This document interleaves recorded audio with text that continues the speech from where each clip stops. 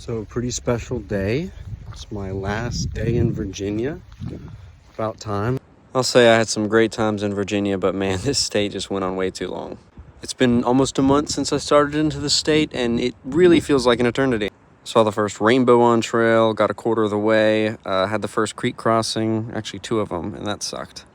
Also, I think my favorite shelter, had it all to myself, and it looks pretty quaint here, but then you pan over to the view.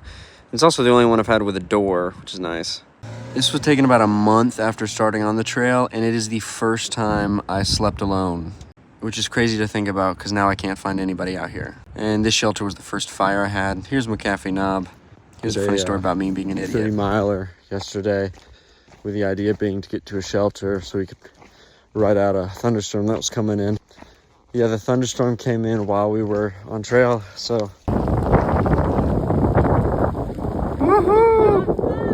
So it's just another 9-mile trek to get to a shelter that we didn't get any rain that night. So that was great.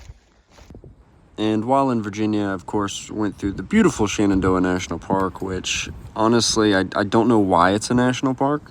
I mean, I've been to quite a few national parks and there's usually a gimmick, and Shenandoah didn't have that. Just saw a girl crying and screaming, saying she doesn't want to hike anymore, and I think I get it. I can relate to that. Also in Shenandoah.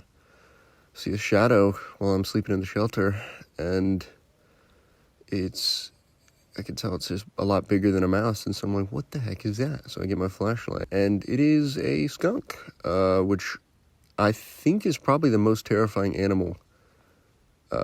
Like, I'd rather see a bear than a skunk now, because if I got sprayed, all my gear got sprayed, I'm quitting.